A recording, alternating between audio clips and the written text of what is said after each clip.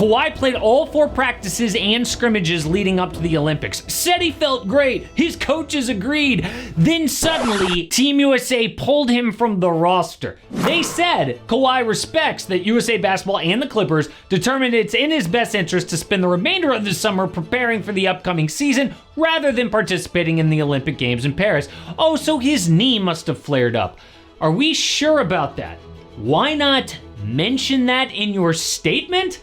Also, Kevin Durant got hurt, even worse. He didn't even touch a basketball while Kawhi was playing. He got to stay. Oh, and by the way, the Clippers came out and said, Team USA is lying. This was not a joint decision. We wanted Kawhi to play.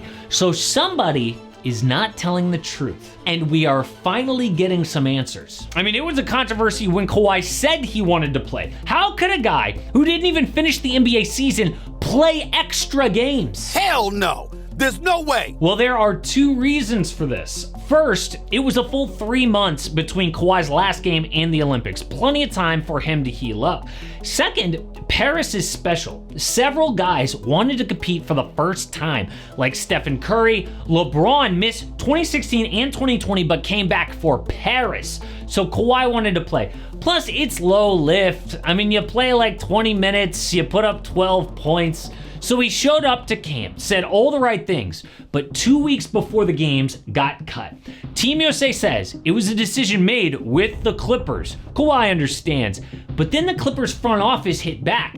It was USA Basketball's call, and I was, quite frankly, very disappointed with the decision. Kawhi wanted to play, we wanted him to play, there was no setback with his knee. What? They are saying it is a total lie. So reporters asked head of USA Basketball, Grant Hill, and it got even more suspicious. We just felt that we had to pivot, and not to get into the particulars, in terms of what went into the decision, but unfortunately, we have to move forward. The way that you are framing this, it makes it sound like you guys sent him home. No, I mean, we did. I mean, ultimately, he was sent home, but we were in conversation with the Clippers on that. So that is not true, and I don't want to get into the particulars of the decision. What particulars? I mean, if it's just his knee, that seems pretty clear.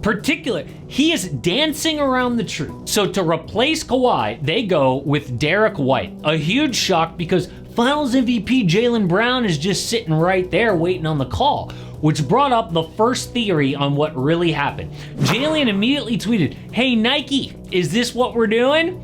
And you might have already heard this theory, but the way that it connects with Kawhi now is crazy. So Nike has a big influence over Team USA as a key sponsor. Not only is Derek White a Nike athlete, Jaylen is not, but Jaylen has beef with them. In 2022, Nike dropped Kyrie after all of his controversy, and Brown said, "Since when does Nike care about ethics?" And whenever he wears Nikes on the court, he physically removes the swoosh. Kawhi is also not a Nike athlete, but he used to be. Kawhi was on Jordan brand back in the day, but he switched to New Balance in 2018. And while making new designs, Nike sent him a cease and desist over the Kawhi Claw logo. Because Kawhi had designed it himself, he figured, oh, I own this. But Nike had copyrighted it 1 year earlier, so Kawhi sued them. And here are the actual images used in court. On the left is a drawing Kawhi made in college, and I know this is hilarious, but I do get Kawhi's point, right? I mean, the idea is his hand stylized with his initials. Nike just made it look more aesthetic. But guess what? The judge ruled against Kawhi and said that Nike had full ownership over the logo. So because of this beef, people said, Kawhi's out, KD is in. One wears Nike, the other wears New Balance. Simple as that. But that's not true.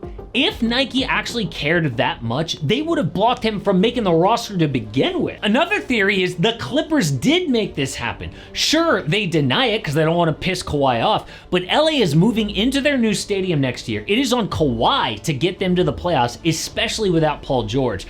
But I don't think that the front office would have pushed back that hard. I mean, dude basically called Grant Hill a liar and made it into a much bigger deal than it had to be. Why would he risk that? I mean, all Grant would have to do is show the receipts of them making the decision together and they get exposed. But what about LeBron James, For years, Team USA goes to their players for advice. And in the past, Kobe was the leader of Team USA. In Tokyo, it was KD, but LeBron put this team together. They 100% went to LeBron about this to ask about Kawhi. For example, in 1992, NBA players went to the Olympics except Isaiah Thomas. Magic Johnson said nobody on that team wanted to play with Isaiah. If you went strictly on terms of ability, then Isaiah should have been chosen.